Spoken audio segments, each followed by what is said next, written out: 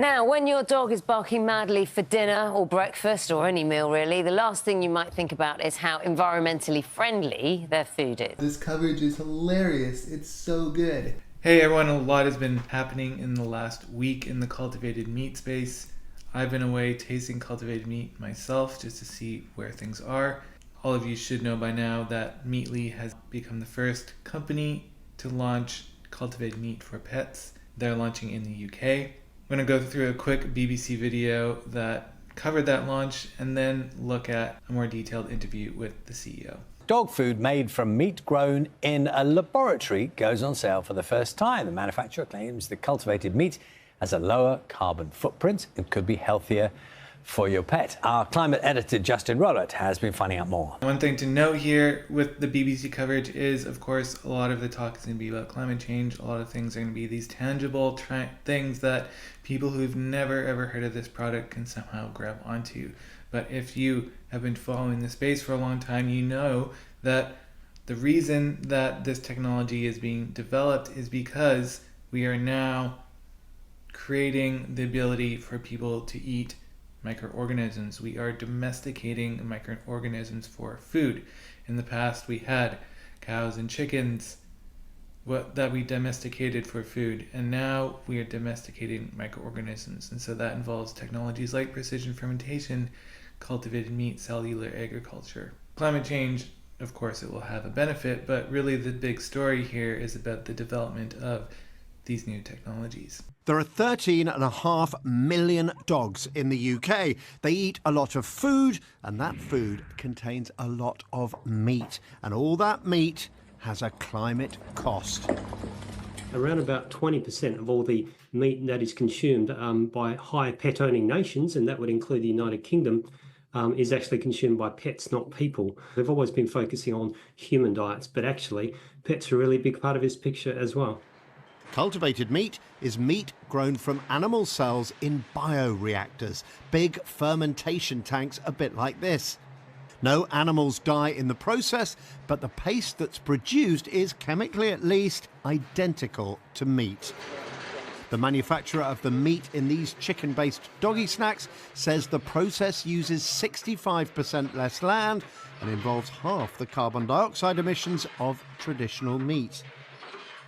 So here is the crucial question. What do the dogs think?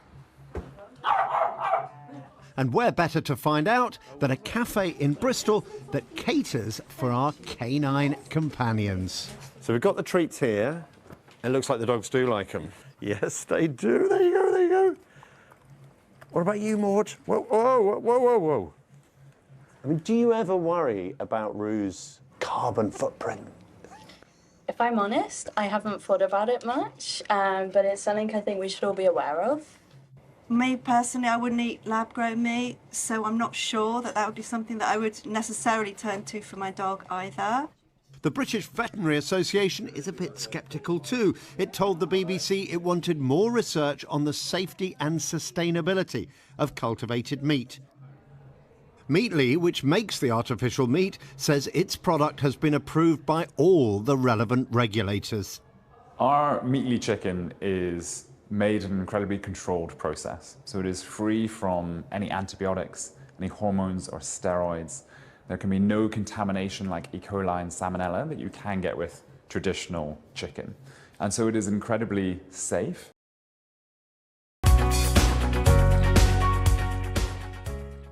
Really excited to hear from both speakers. Owen is going to introduce Meatly to us more formally first, and then Davida, as the vet, will go into more of the scientific details. So, yes.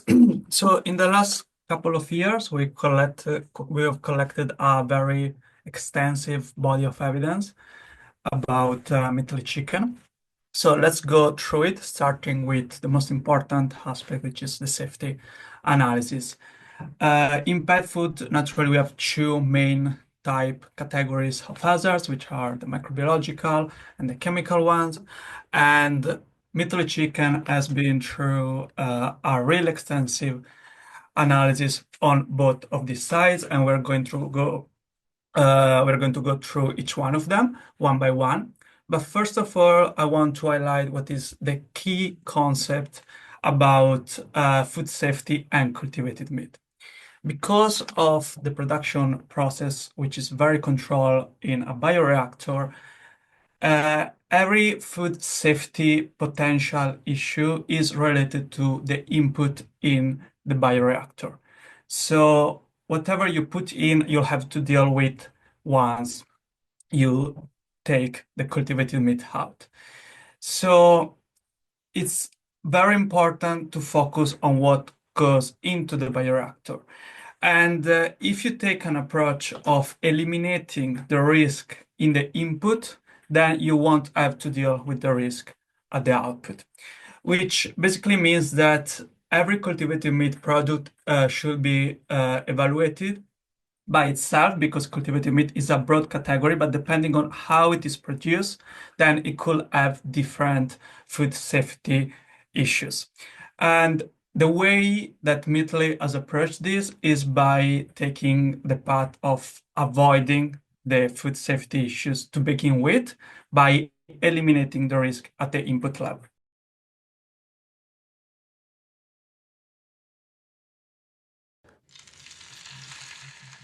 The first lab-grown burger was created more than a decade ago and was reckoned to have cost £200,000 to produce.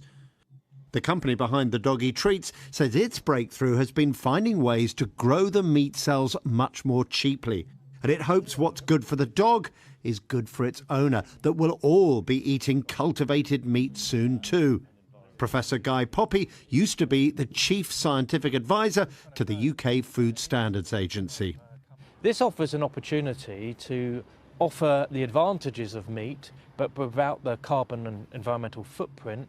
And some people are concerned about how you keep animals and then how you slaughter them and prepare them to eat. The moral concerns. The moral concerns, that's absolutely right. Let's be honest, dogs aren't the most discerning diners. And if you find the idea of lab-grown meat unappetizing, ask yourself this. If it is safe, tastes the same as the real thing and is cheaper, would you eat it then? Justin Rolat, BBC News, Bristol.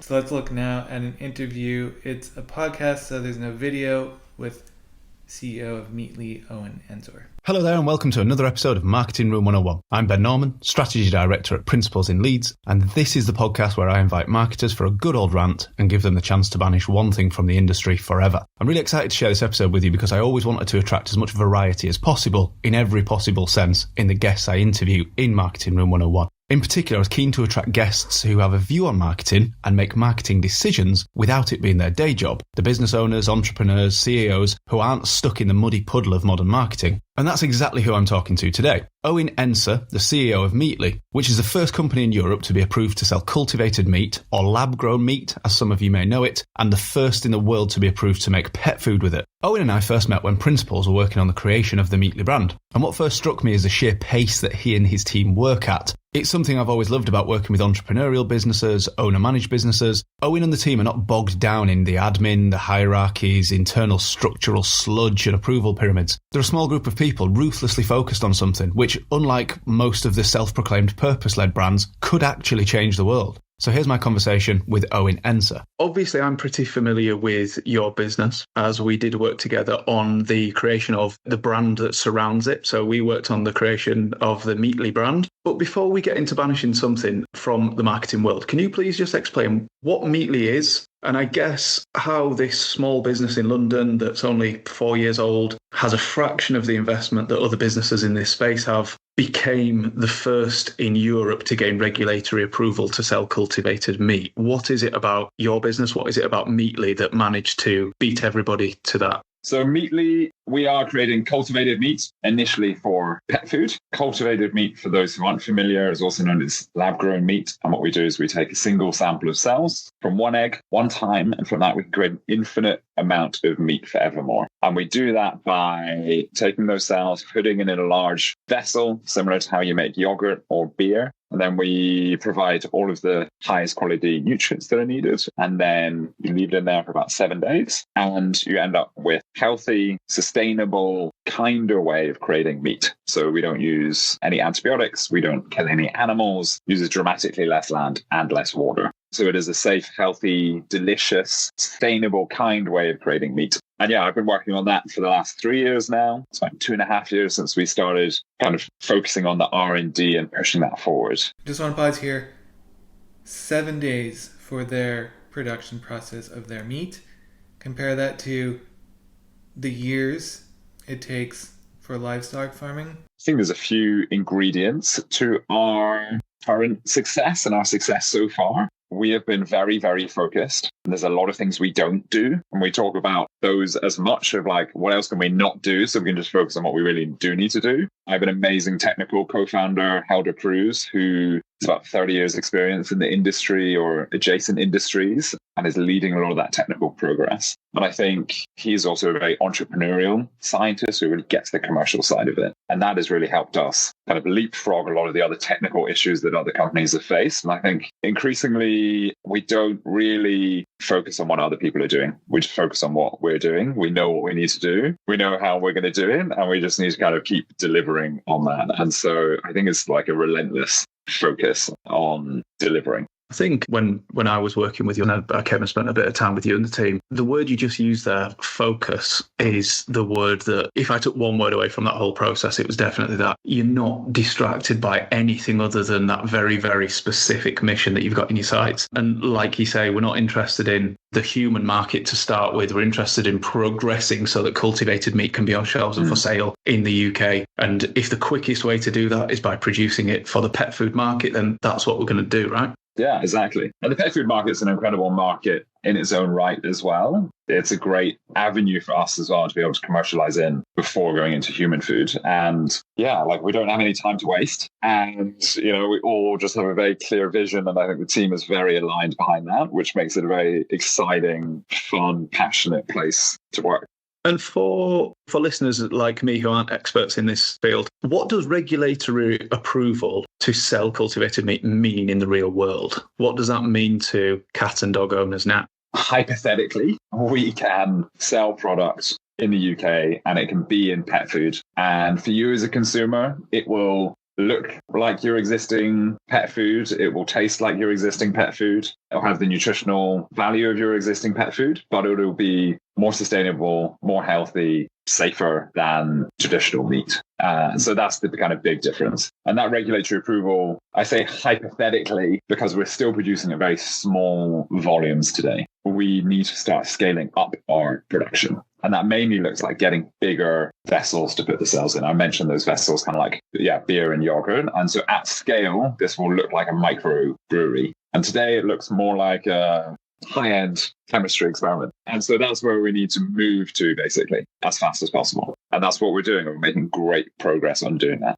We've talked about lab bench scale to industrial scale or pilot facility scale before. Clearly, this company is still small scale. When you're an investor, important to think about where these companies are in these timelines. As a retail investor, probably don't really want to invest in these companies unless you know them in a lot of detail and until they actually prove that they can scale, because there's so many failure points until they get there.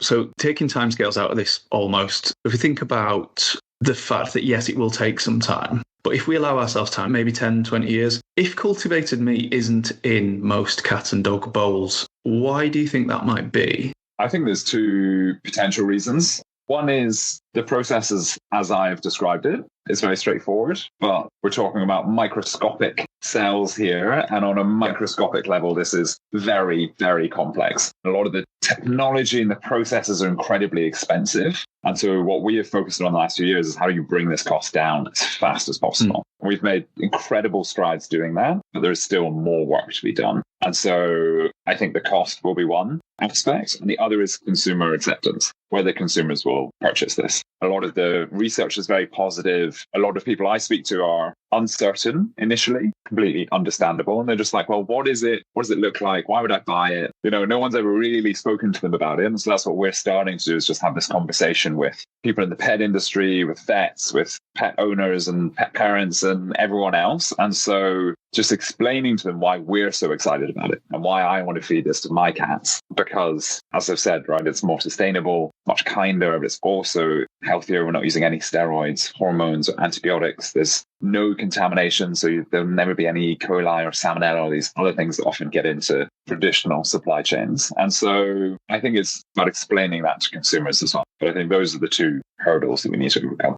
And I suppose the last thing I wanted to ask before we get into you banishing something from the world forever, how does a Bain management consultant end up founding a cultivated meat startup? I'm sure that's a question you must have been asked before. I've never been asked that before, actually, which is a great question. Right. A few things. One is, I think consulting can be great. You can learn a lot. You try a lot of different things out quite quickly. You get a kind of core understanding of what makes a business work or not, how to analyze things very quickly. You get to see different industries. Then I think it's really important to leave consulting. Do something else. A lot of people just stay doing consulting forever. And I kept trying different things. So I worked at a social enterprise. I worked in government consulting. I ran different startups. I advised companies on their food strategy. So I've done a lot of different things in the last, 10 or 15 years. And yeah, a lot of that was just about really honing and iterating what it was I was excited about. What was I personally incredibly passionate about? What was it I thought I was uniquely able to do or uniquely excited to work on in terms of the type of work I was doing? And so, yeah, about 3 or 4 years ago, I just came to, I want to be the CEO or the COO of a alt protein startup that's going to be super early stage and based in the UK. And it's happened, which is great. So I think it's just about testing and iterating and continuing to ask the question of like, what is it that you're most excited to do? Yeah, I really like that. I like to hear stories where anybody has really taken a step back and thought about what they want from their career, what they want in life. Or when someone's taken a step back and thought, you know what, I can make a load of money doing this for other businesses. I can feed that machine, but actually, can I take my skills somewhere else and make a real change in the world? And I think when you talk about when we were working together, the stat that really struck me is 20% of all meat is fed to animals, right? Yeah. So you can make a difference. Yeah. Yes. So if 20% of all our meat is fed to pets, that's a tangible difference you can make, even if this never extends beyond pets, right? Yeah. Yeah. It's a crazy amount. And I think you're right. It's finding what drives you. And for me, that was always more than just money. And so what drives me is there's about 200 million animals a day die to feed humans and pets. And I think we're better than that. I think, we can use our land and our water more efficiently than that. And we just don't need to be causing that much harm to other animals. So that's what I get excited about. Whenever I lose sight of that, I end up getting more stressed and anxious. And then I just need to come back to the fact of like, no, what we're trying to do here is break that chain, or at least have a chip away at that and show that there's another way of doing this. So you're here today because you would like to banish something from the marketing world. Can I ask, Owen, what you would like to banish, please? I am gleefully banishing what I like to describe as animal kind washing, which is brand names such as the Laughing Cow, the Jolly Hog, the Happy Egg Company, and these other ones that try to portray animals as being joyful, happy things, when actually we know, for example, in the UK, 80% of meat is from factory farms, and those are not happy, joyful, laughing places. They are incredibly horrible places. So I think there should actually be laws against us labeling falsely, and I would like to banish them all forever, never to return. Okay, so let's start to unpick what you'd like to banish a little. So it's this pretense that there is anything happy about these animals. Where do you think the line perhaps gets drawn in this? Because arguably any process of selling animal products leads to an animal being unhappy, an animal suffering. Yeah. So is it a case of just the language that frustrates you? Is it the look and feel? Is it packaging? Should it be regulated? How would we define this? Send it all in. Yes.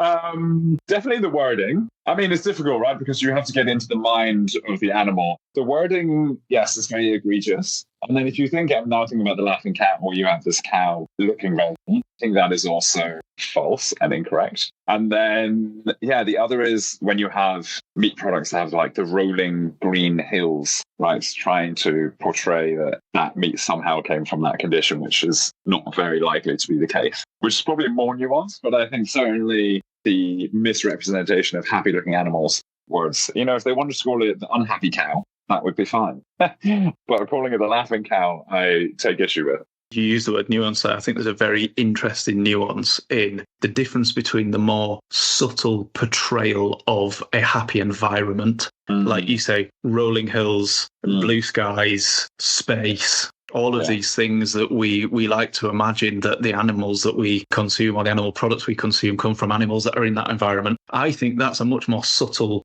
issue, isn't it? More sinister. Yeah, almost more sinister, because we are, like you say, we're suggesting that is the environment that those animals are growing up in, when I guess the reality is a lot of the animals would never see a green field or a blue sky. Yeah. And some do, right? And it's also unfair to those people and those farmers and those companies who are trying to do it in the kindest way possible. And so, at least on the environment that they're being raised in, it would allow companies and people who are doing it properly to actually benefit from doing it properly and not just be subsumed into the mass marketing of false animal washing. How do you think we could get these businesses to operate in that way? So let's say that actually, yes, you can't call it Jolly Hog, you can't call it Happy Cow. What do you think needs to happen beyond that? Beyond saying, actually, we're no longer allowed to consume animals and animal products, which I imagine would be your dream. Within a marketing sense, what do you think we need to do in a realistic world?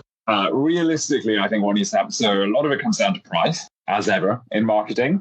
And so the reason we use more industrial methods of farming is because that's the most financially efficient way of farming. And we all care about price. And so the only way really is to have an increase in price and an increase in the quality of condition that those animals are kept in. And no one wants to pay more, and no one is willing to pay more. So then the only real option is to reduce our meat consumption, have less meat that is of higher quality. And there's actually study and research to show that that would have higher nutritional value as well. So you wouldn't be sacrificing the nutrients, and supplement that shortfall with plant-based options, whether that be processed plant-based or just meat-free meals. So delicious meals made with plants. I think that is what really needs to happen. And so from a marketing perspective, you need to get people to shift away from, and it's so ingrained in our way of being, of just like meat means you're doing well and everything's fine, and bring home the bacon and winner chicken dinner, like all of these things that are so culturally ingrained of like it's good. But do you really need a bacon buddy in the morning, a ham sandwich at lunchtime, and a chicken curry in the evening? Or is there some room there for us to still have an incredibly healthy diet, to still have foods that we love and enjoy, and to create a safer, kinder environment for animals, and creating a more sustainable planet? And that's where I think we really need to move to in the short to medium term, and that's what I would like to see. So it's how do you get that marketing vision across? Well, this is never going to be driven by those businesses, is it? It has to come through some form of regulation, which, whether that's regulation around messaging or regulation around farming standards, those two things, I suppose, come together, and then it does lead to the premiumization of animal products. Yeah, and I think as ever, is a combination of things, right? It's some regulation, a lot of farmers also want to be producing higher welfare products. It's consumer education. There's going to be concern around health. Do we need to be using 80 to 90% of antibiotics globally in our animal food chain? Yeah. Right? And all the issues that comes with. Yeah, I think in the UK, the average salmon will consume more antibiotics than you do in its lifetime. A lot of those are really icky facts that we try and kind of ignore, but I think are only going to become more and more obvious and glaring. And so it's those numerous impacts on a consumer that allow them to start understanding and moving towards other behaviors and other products without saying you have to give it up or you have to do this or you have to do that. It's just like, can we understand the systems more and what we actually need and want versus these just very straightforward behaviors? I think when I first came to see you at Meatly HQ and you ran through essentially the manifesto for cultivated meat with us, for your vision, there was one killer slide in there that really just put the issue into numbers. And I could not believe the issue around antibiotics in the food chain. I couldn't believe the issue around water usage in the food chain. I couldn't believe the sheer numbers of animals that are used, slaughtered every day across the globe. But it's much bigger, isn't it, than just CO2 emissions? It's much bigger than just the ethics of this. The numbers are almost hard to quantify, aren't they? If anything, too hard to quantify, and that's the issue. Yeah, it is really huge, because what we see is just chicken in the supermarket aisle. What you don't see is all of the processes that's taken, right? So there's probably soya from Brazil, fish meal that's taken from the oceans around Peru, that's shipped to an animal feed manufacturer, potentially somewhere in Europe, that's processed, and then it's fed to a chicken that's goes through a slaughter process, and then it's prepared and put in the shelf. And that takes about 4,000 litres of water to create 1 kilogram of chicken. It's just grossly inefficient. It takes about 9 square meters to create 1 kg of chicken. And we're going to be able to do that far more efficiently. So 90% less water, 80% less land, about 40% fewer CO2 emissions. We don't use any antibiotics, steroids, or hormones in our processes. Just dramatically more efficient process. So whilst I am not personally a vegan, I do try and be more conscious about what I eat. When I came and worked with you, I actually ate for my first ever Impossible burger, which was a bit of a game changer. But I am convinced by your argument to banish, what are we going to call this? We're going to, you refer to it as welfare washing. Is it welfare washing? Yeah, maybe that's better. Animal kind washing. Let's call it animal kind washing. So we are going to banish animal kind washing. You have convinced me on that. And we're going to banish it in 2 senses. 1, direct false claims about the happiness of animals. And number 2, the more subtle portrayal of the conditions that those animals exist in. So the blue skies and the green fields, if those animals don't have access to blue skies and green fields. How do you feel that that's now banished from the marketing world? Great. Very happy. And I hope it helps those who are trying to do more production in the kindest ways. And I hope it helps consumers understand what's actually happening in their food chain. One of the things is, like, when you buy something, that is creating demand, and you are demanding that something is made in that way. There's always this thing of, who am I? And it's only one thing and it's only one purchase. But that is how all change is made, is by people realizing the impact they can have. And the vested powers want you to feel like you're only one person and that you don't have any choice and that it doesn't really matter, but actually you do. And so, it's how do you use your demand and what you are demanding? We've all heard the phrase, haven't we? Well, it's already dead.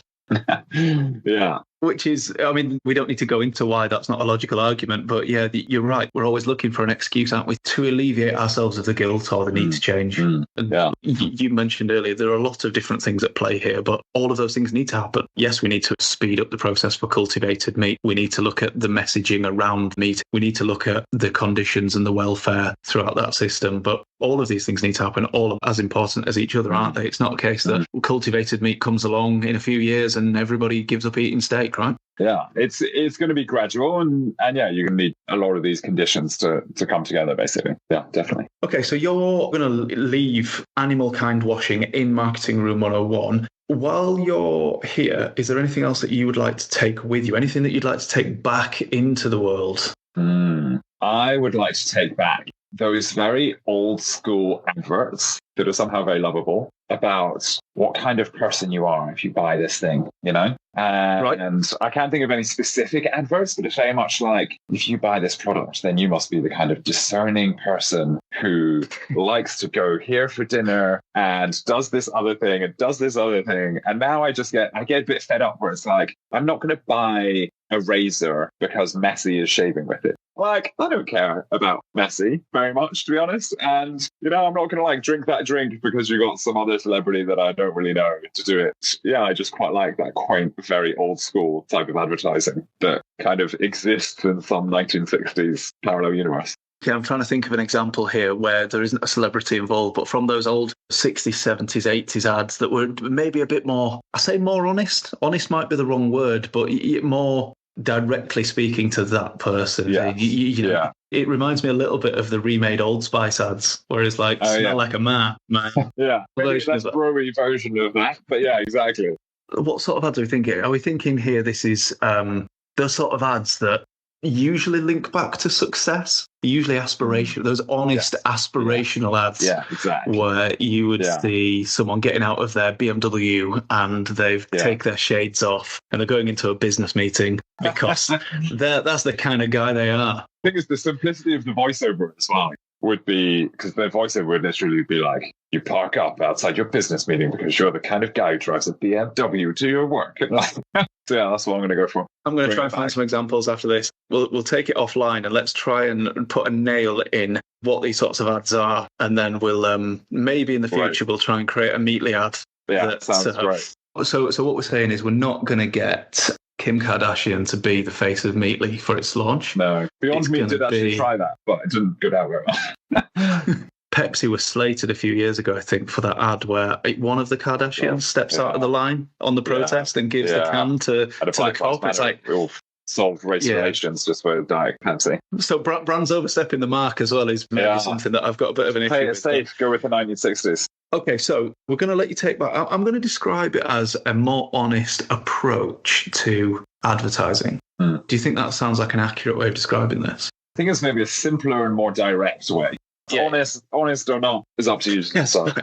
I would say, because I'm an advertising guy, I'll pass it off as honest. Fair. I mean, if people want to find out more about you, if people want to find out more about Meatly, if they want to get in touch and tell you how much they appreciate you coming on talking about this, how are people best off going about doing so? You go to our website, meatly.pet, meatly.pet, or you can find me on LinkedIn. I'm very responsive on both. Look forward to bringing Meatly to market very soon. So, Owen, all that's left to do is thank you for coming in. Thank you very much. It's been great. Honor to be here. And thank you very much. Thanks as always for watching, and we'll catch you in the next video.